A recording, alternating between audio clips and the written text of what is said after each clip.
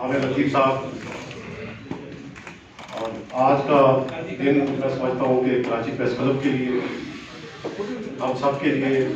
हमारी बॉडी के लिए और ज़ाती तौर पे मेरे लिए बहुत ही तारीखी दिन है कि आज हमें ये शहादत नसीब हुई कि हम अपनी कौमी बोली में प्रेस क्लब का जो आइन है उसका वर्जन हमने छापने में कामयाब हुए। और उसके लिए जो हमारे दोस्तों की जो कमेटी बनी, उसमें नसरुल्लाह जमाली साहब हैं, नसीर एजाज साहब, काजी एजाज साहब, जावेद बहर साहब और वहीद राजपर साहब, इन तमाम दोस्तों की, और उसके पीछे जो मूविंग फोर्स थे वो इम्तियाज खान बारान और दीगर दोस्त वो रहे। और ये पूरे साल का एक अमल था जिसमें इन दोस्तों ने पूरी मेहनत लगन के साथ ये काम किया। तो मैं पूरी कमेटी को मुबारकबाद पेश करता हूँ और कराची प्रेस क्लब के तमाम मेंबर्स को कि उनका जो आइन है कराची प्रेस क्लब का, जो कि हम प्राइड देते हैं कि ये पाकिस्तान का सबसे बड़ा प्रेस क्लब तो है ही, लेकिन एक ऐसा बड़ा जमहूरी इदारा है और जिसकी बुनियाद ज़ाहिर है उसके आइन पे है कि कराची प्रेस क्लब के जो अरकान हैं वो अपने आइन को बहुत ज़्यादा मुकद्दम रखते हैं, उसकी पासदारी करते हैं। और उसी की वजह से हम जितने प्राइड भी लेते हैं, चाहे वो जमहूरियत के हवाले से हो, इंसानी हुकूक के हवाले से हो, और शहरी आज़ादियों के हवाले से हो, समाजी आज़ादियों के हवाले से हो, आज़ादी इज़हार राय के हवाले से हो, जितने भी हम प्राइड और फ़ख्र का इजहार करते हैं, उसकी बुनियादी वजह यह है कि हम अपने आइन पे पूरी स्पिरिट के साथ अमल करते हैं। और हम मुल्क के जो दीगर इदारे हैं या जमहूरी सियासी मजहबी पार्टियां हैं, उनसे भी हमेशा यही कहते हैं कि अगर वो उनके भी ज़ाहिर है आइन मौजूद है, मुल्क का भी आइन जिसका तो बेड़ा गर्क कर दिया गया है, उसमें पता नहीं कितनी ऑर्डिनेंस ला के और क्या क्या ला के, लेकिन उस पर अगर वो अमल कर ले उसी स्पिरिट के साथ, तो मैं समझता हूँ कि ये मुल्क भी एक जमहूरी अंदाज में आगे बढ़ सकता है। कराची प्रेस क्लब की ज़ाहिर एक तारीख है, दोस्तों ने उस पर ख़ास तौर पे रोशनी भी डाली कि कराची प्रेस क्लब जब से मार्ज वजूद में आया है उससे, और उसका आइन जब बना तो वो ज़ाहिर है इंग्लिश में था, और उसके बाद उर्दू वर्जन उसका वो भी हमारे दोस्तों ने किया, और अब ये जो हम सिंधी वर्जन आज जिसकी लॉन्चिंग हम कर रहे हैं,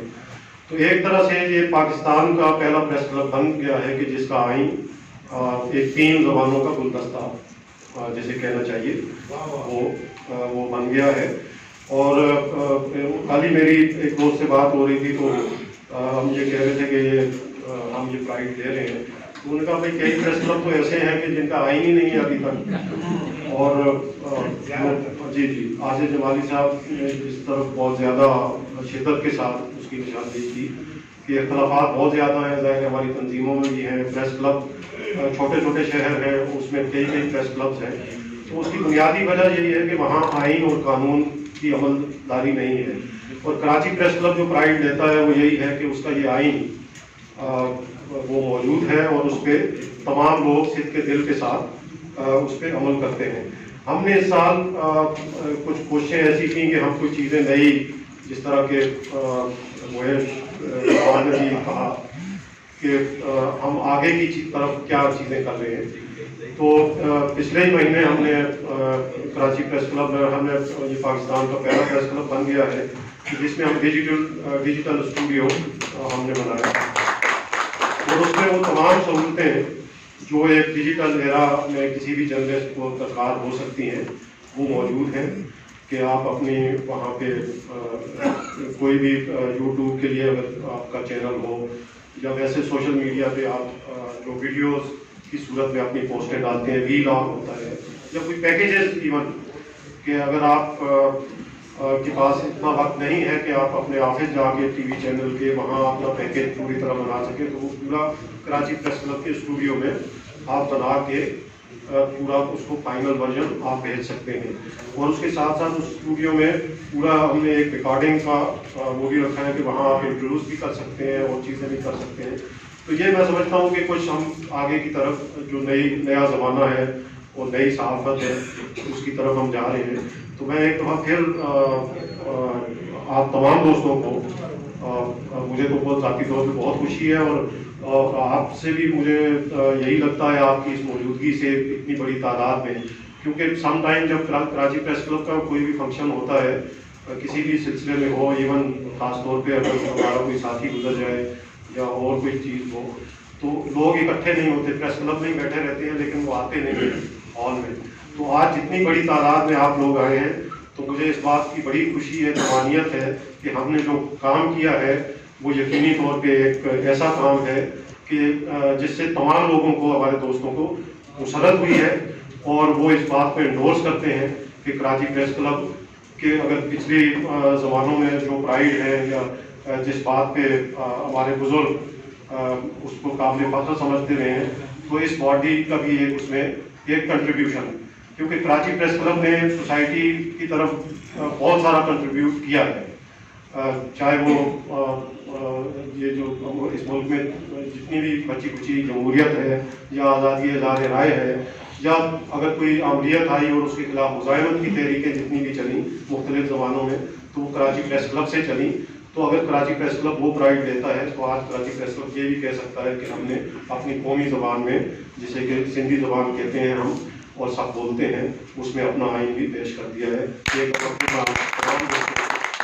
पाकिस्तान के जैन कॉमर्स में जेके आहिनि उन्हनि जी वाहिद ॿोली जेका उहा सिंधी आहे, जेका पाकिस्तान ठहण खां अॻु में लिखी पढ़ी वञे पई, उनजो हिकिड़ो पंहिंजो लिटरेचर आहे। बदकिस्मती सां उहो बलोची खे नसीब ई न थी सघियो आहे, उहो पछतो खे नसीब न थी सघियो आहे, लाइक वाइज पंजाबी खे बि नसीब न थी सघियो आहे। तंहिंजे करे हिन ॿोली जी हिकिड़ी डिफरेंस ॿियनि जे मुक़ाबले में हिकिड़ी अहमियत हिकिड़ी बणिजे थी ऐं उन ते कंहिंखे को नाराज़ न थियणु खपे, छाकाणि जो अॻु में ई मौजूदु हुई। इहो त हीअं खणी सम्झो कि पाकिस्तान सां अडॉप्ट कयो थी, हीउ तव्हांखे वरसे में मिलियो आहे, त इहो वरसो ई आहे ऐं इन खे तव्हां वरसो ई सम्झो ऐं वरसे जो अज़ाब न सम्झो, उहा हिकिड़ी वधीक हिकिड़ी बहितर ॻाल्हि आहे। ख़ासि तरह सां इन प्रेस क्लब जी जेका मौजूदा पार्टी आहे इनखे क्रेडिट वञे थो, उन्हनि बाक़ाइदा इहा सुजागी कई, इहा सुजागी जेका असांजी स्टेट, असांजी पाकिस्तान हुकूमत उहा न करे सघी, उहा सुजागी जेका स्टेट खां पोइ सिंध गवर्नमेंट खे करणु खपंदी उहा न करे सघी, हिननि उहो कई आहे। पाण वटि हालत इहा आहे जो सिंधी ॿोली त और हमारी सब दोस्त, मुझे बहुत अच्छा लगा कि हमारे कराची प्रेस क्लब ने अपना आइन सिंधी में, जैसे पाण चयो ना सिंधी जो पैरान पढ़ायो आहे। इसमें बड़ी दिलचस्प चीज़ है कि हमारे असांजे मुल्क जो जेको आइन आहे उहो ख़ुदि बि अञा ताईं हिकिड़ो ई दफ़ो जॾहिं भुट्टे साहब 73 में आइन ठारायो तॾहिं सरकारी तरह सां तर्जुमो थियो, उनखां पोइ सरकारी तरह सां मुल्क जे आइन जो को तर्जुमो थियलु मौजूदु कोन्हे। उनखां पोइ जेतिरियूं बि उनमें तरमीमूं थियूं आहिनि उहे सरकारी तरह सां तर्जुमे जी सूरत में मौजूदु न आहे। त मुंहिंजे ख़्याल में हीउ हिकिड़ो press club, Karachi press club हिकिड़ो तमामु वॾो क़दम खयो। ॻाल्हि इहा आहे त इहे आइन ऐं अहिड़ा जेके बुनियादी डॉक्यूमेंट आहिनि उहे छाजे करे उन ॿोली में हुजणु खपनि, त छा जीअं माण्हू सम्झी सघनि त भई असांजा हक़ कहिड़ा आहिनि, असां ते ज़िमेदारियूं कहिड़ियूं आहिनि, ऐं जेकॾहिं असांजी स्टेट, असांजो मुल्क, असांजी हुकूमत उहा नथी चाहे त माण्हू सम्झी सघनि त हुनजा हक़ छा आहिनि, हुनजा फ़र्ज़ छा आहिनि। नतीजे में वो गुज़ारी है, एक उम्र तो हमने भी भरपूर गुजारी है, 2-4 मुखालिफ थे, 2-3 तबीयत के, और इस उम्र में मिलते हैं कब यार नशे जैसे, दारू की तरह तीखे कौकीन तबीयत के। और ये सब चले गए और उन्होंने बड़ा खूबसूरत उनका नज़्म उन्होंने पढ़ी थी, काउंसिल में बात मुर्स मारूं थी, तो चले गए खानदार साहब। तो यकीनन ये बड़ा कराची प्रेस क्लब जो है सो मुर्स माण्हू वारो कमु कयो आहे, यकीनन जस लाइ वक़्तु तमामु घटि आहे। उस्ताद बुखारी जी लोली आहे अवां जी ख़िदमत में जीजल झोली जे पई लोली सिंधी बोली कौमी बोली जीजल झोली जे पई लोली सिंधी बोली कौमी बोली वडेरो थींदे विखड़ूं खणदे पहरी पहरी परही पढ़ंदे वडेरो थींदे विखड़ूं खणदे पहरी पहरी परही पढ़ंदे बेबे बेबे बाती बोली सिंधी बोली कौमी बोली जीजल झोली जे पई लोली सिंधी बोली कौमी बोली भेनर तोखे टोपी विझंदियूं अजरको आणे बोकी बधंदियूं भेनर तोखे टोपी विझंदियूं अजरको आणे बोकी बधंदियूं चौडस चमके तुंहिंजी चोली सिंधी बोली कौमी बोली जीजल झोली जे पई लोली सिंधी बोली सवली बोली सिंधी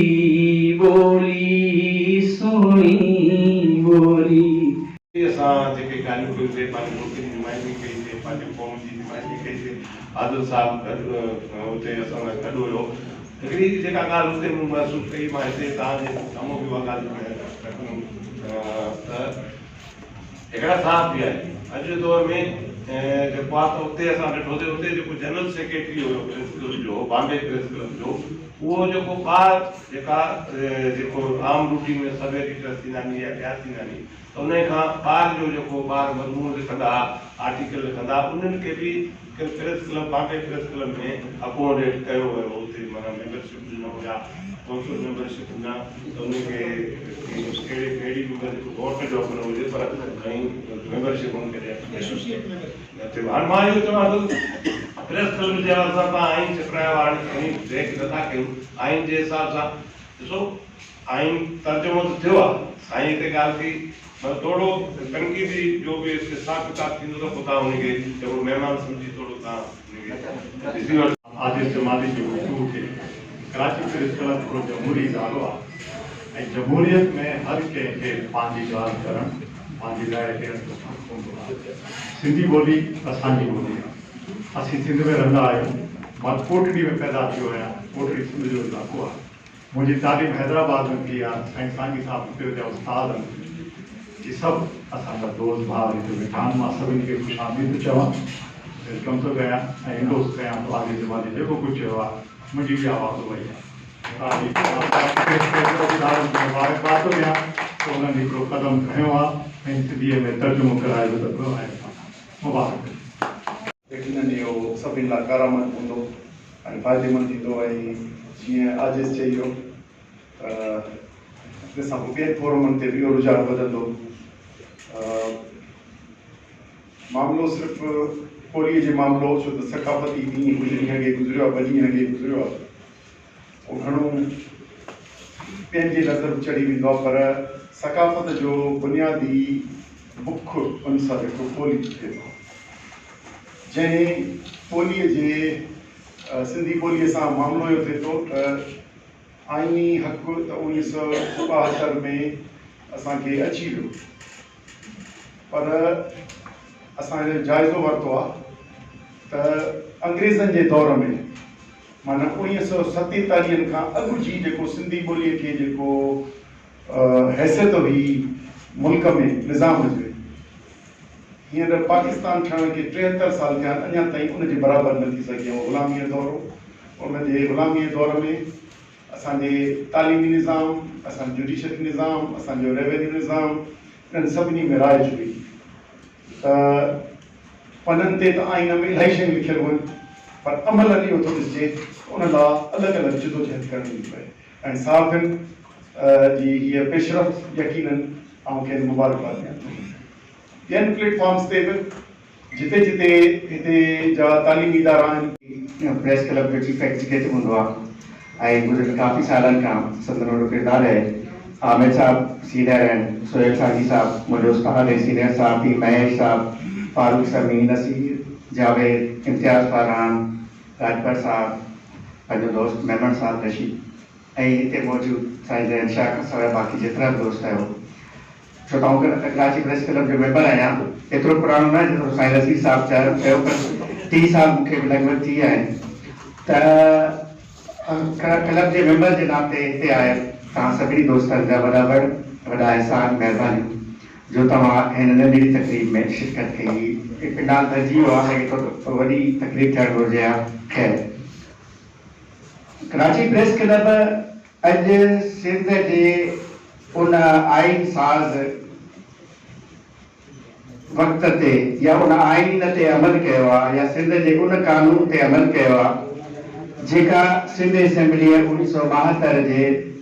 सिंधी ॿोली जे बिल में मंज़ूर कयो हो, जंहिंमें सिंधी ॿोलीअ खे लाज़मी करार ॾिनो वियो हुयो, क़ौमी ॿोली जो दर्जो ॾिनो वियो हो सिंध में, ऐं उर्दू ऐं अंग्रेज़ी सां गॾु सिंध असेंबलीअ जी पूरी कार्रवाई अॼु बि सिंधी ज़बान में बि मौजूदु आहे। सिंधी, उर्दू, अंग्रेज़ी टिनी ॿोलियुनि में। इवन जॾहिं हलफ़ बरदारी थींदी आहे तॾहिं बि माण्हू टिनी ॿोलियुनि में हल्फ़ खणंदा आहिनि सिंध असेंबली जे अंदरि। सो इहो सिंध असेंबली जो कानून आहे ऐं उन कानून ते कराची प्रेस क्लब अॼु ही पंहिंजो आइन सिंधी ॿोलीअ में छपाए जहिड़ो अमल कयो आहे, पाण खे कानूनी इदारे जे तौरु इंट्रोड्यूस कयो आहे, उन ते मां कराची प्रेस क्लब खे मुबारकबाद ॾियां थो। सॼण ऐं साणे खे अनासीअ विसरे की हैफ़ ते लिखे हो वतन जी बि विसारे।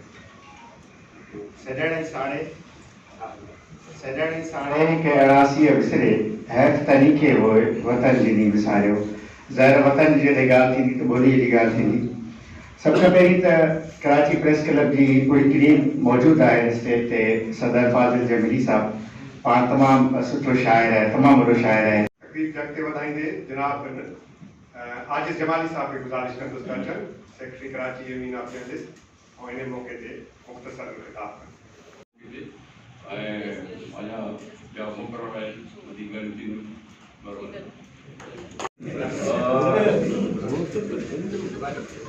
बाक़ी ख़बर आहे मां कराची प्रेस क्लब जे आइन खे सिंधीअ जी शक्ल ॾिनी। खानदार साहब ऐं हिन जो चवणु असांजे फरहान साहब जो हिनखे तर्जुमो न थियूं सिंधी में आइन, उहो तर्जुमो न आहे, आइन आहे उनजो वर्जन्स आहिनि जेके, सो उन हिसाब सां हुनखे मां सिंधी शक्ल ॾिनी आहे ऐं इहा यकीनन तारीख़ में लिखियो वेंदो। मां सम्झां थो त कराची प्रेस क्लब हिते जेके दोस्त वेठा आहिनि उन्हनि में जेकर मां दावा कयां ममकिन मां उन में सही सभ खां पुराणो मेंबर कराची प्रेस क्लब जो मां आहियां। ममकिन आहे जेके हुजे 77 में मेंबर थियुसि, ममकिन आहे त पोइ दोस्त मूंखां अॻु में थियो हुजे के पर न कराए बिल्कुलु इजाज़त आहे, पर ॿिया आहिनि अञा हयात आहिनि उहे, पर हिन तकरीब में हा। सो उन हिसाब सां मूंखे इहो ख़बर आहे त मां उन क्लब जो जंहिंजो आहे थोरो पुराणो मेंबर आहियां, उन जो आइन मां सिंधी में एडिट कयो आहे। एडिट करणु वॾो हो, वही ख़ास तौर ते आइन वो कहानी का हूंदी शॉर्ट स्टोरी नॉवल हूंदो आहे शायरी हूंदी आहे त हुन मज़ो ईंदो ॾाढो छापर साहब कादी एजाज साहब खे कंहिं हुनजो जहिड़ो तहिड़ो तर्जुमो कयो ऐं मां जावेद हिनखे पंहिंजे महर साहब खे चयो त यार हिनखे शाबस ॿियो अहिड़ो ख़ुशि क़िस्म जो मवाद जेको आहे उहो कंहिं मुल्क जो आइन हुजे या कंहिं इदारे जो हुजे उहो ॾाढो ॾुखियो हूंदो आहे टेक्निकल क़िस्म जो जेको सो उन हिसाब सां ॾाढे साहब तव्हांखे ॿुधायो कि मां हफ़्ते खण में पर मूं महीनो लॻी वियो बाक़ाइदा ऐं मां शेड्यूल हिकिड़ो ठाहियो त रोज़ानो एतिरा पेज कंदुसि तंहिंखां पोइ वञी इहो पूरो थींदो पोइ इहो ईअं कमु थी वियो ऐं उन वक़्तु जॾहिं असां मेंबर थियासीं तॾहिं हिते प्रेस क्लब में असांजो जेको तादाद 100 मुश्किल सां मां सम्झा थो हुयो मेंबरनि जो ऐं उन में बि 5-8 ॼणा हूंदासीं सिंधी ॻाल्हाइण वारा असांखे कॾहिं ज़रूरत महसूसु कान थी अंग्रेज़ी में हूंदो हुयो आइन ऐं उन हिसाब सां पर अॻिते हली जीअं जीअं मेंबरशिप वधंदी वई ऐं मुख़्तलिफ़ ॿोलियूं ॻाल्हाइण वारनि जो तइदाद थियो त उन हिसाब सां वरी उर्दू में बची वियो तर्जुमो चऊं उनजो वॾनि जो ऐं हाणे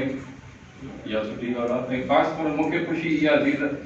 5 तारीख़ ते असां सिंधी कल्चर डे मल्हायो आहे ऐं हिकिड़े ॾींहं जे विच खां पोइ असांजो वरी सिंधी ॿोलीअ में अची वियो आहे प्रेस क्लब ऐं इहो प्रेस क्लब जो कंट्रीब्यूशन आहे इन हवाले सां छाकाणि कंहिं कल्चर में ॿोली खे तव्हां कढी छॾियो त पोइ कल्चर ई कोन्हे ॿोली खां सवाइ को कल्चर ई कोन्हे ॿोली खां सवाइ का क़ौम कान हूंदी आहे सो इहो हिकिड़ो अहम ॻाल्हि आहे ऐं इहो क्रेडिट खणण जी ॻाल्हि कंहिं कई पूरा मौजूद आहिनि उहे बि असां ईअं सम्झो त असां इन हिस्ट्री इन तारीख़ जो हिसो थी विया आहियूं ऐं जॾहिं बि कराची प्रेस क्लब जी सिंधी आइन जे हवाले सां सिंधी ॿोलीअ जे हवाले सां ज़िक्र ईंदो त असांजो बि ज़रूरु ज़िक्र थींदो ही समूरियूं शयूं एतिरियूं ओचितियूं थियूं तव्हां पाण बि इन अंदाज़ो लॻाए सघंदो त जॾहिं इलेक्शन थिए पई त उन ॾींहुं असां शाम जो वेठा हुआसीं मां यूसुफ सैफ अमीर ख़ासि अली नसरुल्ला जमाली काज़ी एजाज़ उते हिकिड़ी शइ थी त छो न सिंधी ॿोली में तर्जुमो थियणु घुरिजे इहो आइन सो असां सभिनी गॾिजी उते मुख़्तसर बहक हुई असांजी उन में ॻाल्हि ॿोल थी उते एप्लीकेशन बि हिकिड़ो तयारु कयोसीं रिटन में ऐं पर उहो बि रफ हुयो उहो बि तयारु कयोसीं ऐं पोइ नसरुल्ला खे असां ॾिनोसीं त तव्हां जेको आहे शाम जो हूंदो छो त असां डेस्क जा माण्हू आहियूं असां वञूं था शाम जो जॾहिं ऑफिस ते पोइ हुते कम में एतिरो जुमिजी वञूं था जो मौक़ो ई नथो मिले नसरुल्ला जे इहो हवाले कयोसीं कमु ऐं नसरुल्ला राति जो मूंखे फ़ोन करे चयो दादा जनरल काउंसिल जे इजलास मां असां इहो ठाराव मंज़ूरु करायो आहे सो हाणे असांखे आइन जो तर्जुमो सिंधी में करणो पवंदो जंहिंमें फाराम साहब रिज़वान भट्टी साहब ॿियनि काफ़ी हुन सपोर्ट कयो हुन ठाराव खे ऐं ॿी ॻाल्हि इहा थी त जॾहिं आइन इहो जो कमेटी ठही वरी जो मरलो आहे कमेटी ठाहिण जो कमेटी में ठही वई त हाणे तर्जुमो हा कमेटी खां अॻु में असां इहो चयोसीं त हाणे आइन जे लाइ त इहो ठही वियो आहे ठाराव मंज़ूरु थी वियो आहे पर हाणे उनखे अॻिते कीअं वधाइजे कम खे सो रिज़वान भट्टी साहब वटि असां आयासीं असां चयो हाणे उहो मामले खे अॻिते में वधाइजे त चए त असांखे त को मामलो ई मसइलो ई न आहे तव्हां ॿुधायो त तर्जुमो केरु कंदो त असां पाण चयोसीं असां मौजूदु आहियूं असां पाण कंदासीं पोइ असां हुन में साईं नसीर एजाज़ साहब जो नालो ख़ासि तौरु साईं खे मां फ़ोन करे चयो साईं असां हीअ ज़िमेवारी खणूं था पिया तव्हां असांजो साथ ॾींदो त जे बिल्कुलु मां थींदुसि तव्हां कमु खणो इहो तो असां इहो तर्जुमो कयोसीं कोरोना वारा ॾींहं बि हुया ऐं काफ़ी हुन में असांखे लाइब्रेरी बि माना हुन में इहो आहे लाइब्रेरी बि बंदि करणियूं आहिनि लाइब्रेरी बि असां बंदि कयूंसीं कोई मामिलो जीअं हले मुख़्तलिफ़ वक़्तनि ते मुख़्तलिफ़ कम थींदा रहिया तो असांखे टारगेट रिज़वान साहब ॾिनो त जून ताईं असांखे इहो घुरिजे मसइलो ऐं असां उहो जेको बि रंडकूं हुयूं समूरा मामला हुआ पर असां वरी बि मई जे आख़िर ताईं असां उहो आइन जो तर्जुमो असां करे वरितोसीं जंहिंमें काज़ी एजाज़ साहब मां घणो तोराइतो आहियां त उन काफ़ी उनमें असांजी मदद कई ऐं उनमें काफ़ी घराई उन कई ऐं उन खां पोइ असां साईं नसीर एजाज़ साहब खे उहो मसइलो पहुचायोसीं ऐं हुतां थी की सॼो आइन जेको आहे हिन शिकिल में अची तव्हांजे हथनि में हाणे मौजूदु आहे तो इन करे मां चवां थो त कराची प्रेस क्लब जो मुनफ़रद आहे असांजी प्रेस क्लब असां हिते हिकु त मुंहिंजे ख़्याल में हाणे उहे नफ़रतुनि वारा ॾींहं हलिया विया लिसानियत वारा ॾींहं उहे हलिया विया जेके ॿोली जी बुनियाद ते रंग जी बुनियाद ते नस्ल जी बुनियाद ते माण्हुनि खे क़तल कयो वेंदो हुयो पर अॼु असांखे ख़ुशी जी ॻाल्हि आहे त सिंधी ॿोली में आइन उहो बि कराची प्रेस क्लब जो हिते मौजूदु आहे ऐं असांखे समूरनि दोस्तनि खे हिते वेठा आहिनि सीनियर असांजा वेठा आहिनि काफ़ी सीनियर आहिनि त उहे बि करे पिया सघिया पर थी सघे थो इहो क्रेडिट असांखे अचणो हुयो असांजे अला साईं असांजी चूंड कई सो पर रहनुमाई सभिनी जी असांखे हासिलु आहे ऐं तर्जुमे जो जेसि ताईं तालुक़ु आहे असां कोशिशि कई आहे कि बहितर खां बहितर करण जी इन करे असां नसीर साहब खे इन करे ई असां इन कमेटी में शामिलु कयोसीं नज़रसानी में त हू असांजी जेका बि उनमें उणाई हूंदी हिकु उस्ताद जी हैसियत सां उहो असांजी हुन रहनुमाई कंदो आहे उनमें एतिरी कंदो साईं नसीर एजाज़ साहब उनखे हफ़्तो 10 ॾींहं उनखे नज़रसानी कई उनमें सुबुह कंप्यूटर ते पाण उनखे ॾिठूं ऐं उनखे साईं जे मंज़ूरी खां पोइ असां वरी प्रेस क्लब जे हवाले कयोसीं इन सॼे मरहले में नसरुल्लाह जमाली जो किरदारु आम रहियो आहे खणी वञणु मसइलो ते छपराइणु करणु ऐं वरी अॼु जेका तकलीफ़ थिए पई कल्ह राति ताईं वेठो हुयो पहिरां फ्लैक्स ठाराइण में ऐं ॿिया जेके बैनर जेके हुया किताब जेके हुआ उन छपराइण पहिरियों कुझु कापियूं हुयूं पर मां उनखे इहो चयो त एतिरियूं कापियूं हुजनि जो असां हुते मुहूरत करे सघूं त हुन चयो मां समूरियूं कापियूं खणी छॾियूं आहिनि सो हिकु समूरो जो पंहिंजो किरदारु आहे वहीद राजपाल साहब जो पंहिंजो हिन में किरदारु प्रेस क्लब पाकिस्तान जो वॾे में वॾो क्लब आहे ऐं जंहिंजी पंहिंजी तारीख़ आहे ऐं ठाण में बि ऐं MRD मूवमेंट में भी बाकी काफ़ी सारी MRD मूवमेंट भी हिते ठही ऐं कुलसूम नवाज़ जॾहिं आई वो भी मुशर्रफ ख़िलाफ़ जेका तहरीक जी शुरुआत थी हिन दर ते थी ऐं इन क्लब जी इहा भी तारीख़ आहे त सॼी दुनिया में सहाफ़ती तारीख़ में कॾहिं भी एतिरा सहाफ़ी हिकु हंधि ते गिरफ़्तार न थिया जीअं कराची प्रेस क्लब जे दर ते PFU जा सरवाण हुआ ॿई ग्रुप उनमें 2 ग्रुप हुया PFU जा ॿई माना दस्तूर ऐं मरदा उन्हनि जा सरवाण कराची प्रेस क्लब जो उनमें मां सेक्रेटरी हुयुसि आई थिंक त आमिर लतीफ़ भाई प्रेसिडेंट हुयो असां सभु गिरफ़्तार हुयासीं इहा बि क्रेडिट आहे सॼी दुनिया में ऐं इहा बि क्रेडिट वारी ॻाल्हि आहे त कराची प्रेस क्लब दुनिया में हू वाहिद प्रेस क्लब आहे कि जंहिंजी फीमेल सब का वधीक मेंबर आहिनि 154 सॼी दुनिया में माना यूरोप हुजे अमेरिका हुजे उनजे बि कंहिं कंट्री जी औरतूं मेंबर आहिनि जेतिरी मेंबर कराची प्रेस क्लब जी आहिनि अहिड़े नमूने सां काफ़ी सारा हिते रिकॉर्ड आहिनि ते अहिड़े माना भई अॻिते माना हिन ॾस में ॾिसजे त इहा बि असां तारीख़ माणी थिए त हाणे कराची प्रेस क्लब पाकिस्तान जो वाहिद प्रेस क्लब आहे जंहिंमें पंहिंजी क़ौमी ॿोली जी ज़बान में सिंधी ज़बान में भी हाणे मौजूद आया आहिनि ही तर्जुमे ते आहे थोरो काज़ी एजाज़ साईं सां ऐं सुहेल भाषा बि ॻाल्हाईंदासीं हिन में थोरो मुंहिंजो आहे ते जीअं ही माना सरफेस ते लिखियलु आहे न सिंधी तर्जुमो मां सम्झा त हिनखे हटी करे भले सिंधी में सिंधी लिखियलु हुजे तर्जुमो न आहे छो जो जनरल काउंसिल हिन जी 18 बहाल कई ऐं हाणे हिन जी पोजीशन ही आहे कि सिंधी में भी कोर्ट करे सघो था जनरल काउंसिल अंदर तो जॾहिं काउंसिल में इनके कोर्ट करे सघो था सिंधीअ में त ही तर्जुमो न आहे ही कॉन्स्टिट्यूशन ही सिंधी आहे ऐं हिन करे ही सिंधी तर्जुमो मुंहिंजे ख्याल में ही कंदासीं इंशाल्लाह छो जो असां थोरो जल्दी भी हुई जमाली जावेद मेर साईं भी जमाली काफ़ी एक्साइट हुयो आमिर लतीफ़ असां बि इहा ॻाल्हि कईसीं त पोइ असांजी चूंडुनि जी अनाउंसमेंट थियण वारी आहे त हिन करे बि इहा असां तकड़ में इहा तकलीफ़ कई छो जो असां ही फ़ख़ुरु जेका आहे फ़ख़्रु असां वठणु पिया चाहियूं इन करे तेज़ी बि थी पर पोइ बि नसरुल्लाह जमाली साईं खे जावेद मेर साईं खे छो जो असांजो सेक्रेटरी साहब वेठो आहे रिज़वान भट्टी प्रेसिडेंट साहब बि वेठो आहे पाजी जमेली साहब इन्हनि से गुज़ारिश हूंदी इंशाल्लाह ईंदड़ महीने 2 महीननि खां पोइ असां कंदासीं ऐं ही फ़दो करणो हुयो असांखे क़ौमी जेको असांजो ॾींहुं हुयो 5 दिसंबर ते पर जावेद मेर भाउ चयो त यार 5 दिसंबर ते असां बिज़ी हूंदासीं ज़ाहिर आहे असांजी ईद वारो ॾींहुं आहे ऐं ॿिए ॾींहुं असां थोरो थकियल हूंदासीं त अॻिते रखो तो अंगारे वारो ॾींहुं सिलेक्ट कयोसीं अॼु इहा आहे बिल्कुलु जावेद मेर साहब वहीद लाजपत साहब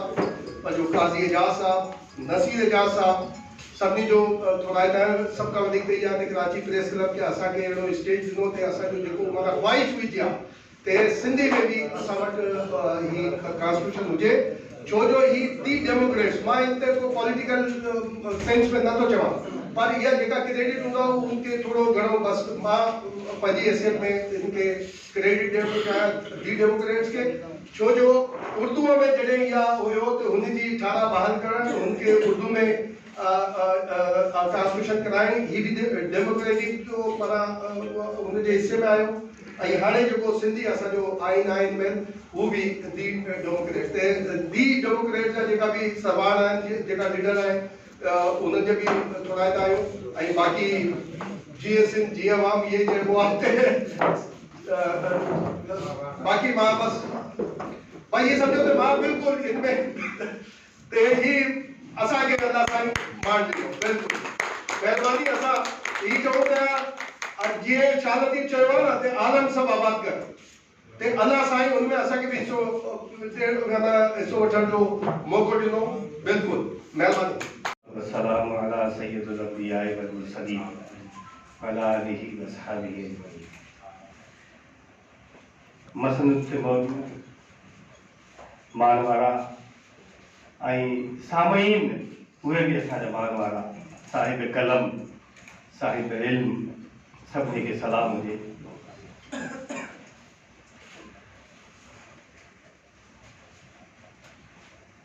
हिन वक़्तु जॾहिं एॾा साहिब इल्म हिते वेठा आहिनि असां जहिड़े कम इल्म जो कुझु चवणु ठहे नथो पर चवणो त रिजवान साहब महिरबानी उनमें ख़ासि तौर ते मां 2-3 नाला ज़रूरु खणणु चाहींदुमि जंहिं तमामु घणी हिन हवाले सां महिनत कई। साईं रसूला जमाली साहब मौजूदु आहिनि हिते जावेद महर साहब सां तारुफ़ थी वियो तव्हांजो जनाब नसीर एजाज़ साहब बि मौजूदु आहिनि ऐं कमेटी में ॿियो रुकन जनाब काज़ी एजाज़ साहब सॉरी नालो Qazi sahab thank you very much. Waheed Rajpar sahab treasurer अगर आहिनि मौजूदु हिते वहीद राजपर साहब भी कमेटी में शामिल रहे। दोस्तों तकरीब के जल्दी जल्दी तमाम दोस्त कलाइंदा घना नसीर एजाज़ साहब का जावेद महर साहब का और उन लोगों दोस्तों का खासतौर पर जिन्होंने इस पूरे काम को हर वक्त मुकम्मल किया और आज अमिताभ बच्चन में मौजूद बहुत शुक्रिया।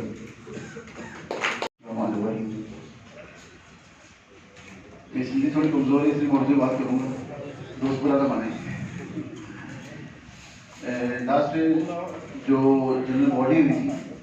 उसमें करारदाद पेश की थी हमारे सामने सदर फाजिल हमीद साहब ने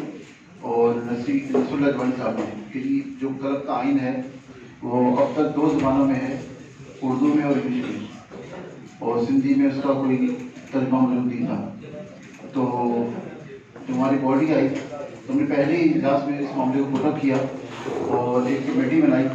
जिसको हेड किया था जावेद महर साहब ने। उसके अलावा उसमें वहीद राजपर थे, रसूला जमाली थे, नसीर एजाज़ साहब थे और इजाज़ अहमद थे और माशाल्लाह दोस्तों ने बड़ी मेहनत की और जो हमने टाइम लाइन को दी थी उसके दौरान उन्होंने इस कोर्स को मुकम्मल किया और आज अल्हम्दुलिल्लाह ये किताब जो है वो आपके पास मौजूद है आइन की। तो मैं समझता हूँ ये काम बहुत पहले हो जाना चाहिए था लेकिन नहीं हो सका, देर आए दुरुस्त आए। तो आज में फ़ख्र है कि आज का रफ़ीक अलैहिस्सलाम का आइन 3 ज़बानों में मौजूद है, उर्दू, इंग्लिश और सिंधी। और पाकिस्तान का पहला कलब है जिसका आइन 3 ज़बानों में है। इससे पाकिस्तान में बाकी जितने साम्हूं आहे तर्जुमे सां हुन जेकी असांजी कमेटी पोइ साल ठाही हुनजो अॻुवान जनाब जावेद महर साहब तशरीफ़ खणी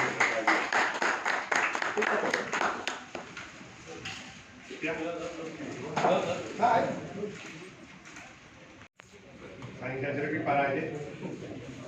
साईं खे तो बड़ी तारीफ़ नसीर एजाज़ साहब जे लाइ। हाणे साईं कमेटी जो घोट साईं एजाज़ जो जावेद महर साहब साईं तशरीफ़ था जावेद महर साहब जे लाइ तारीफ़ साईं जावेद महर साहब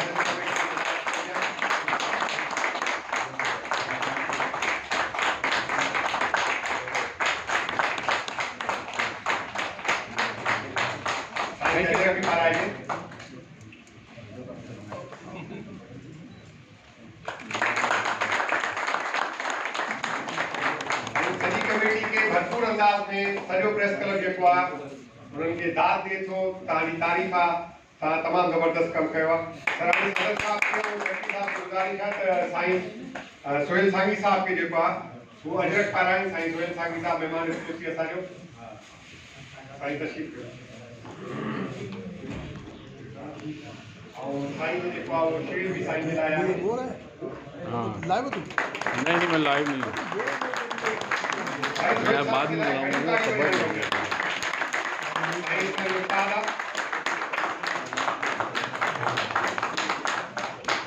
ओके थैंक यू।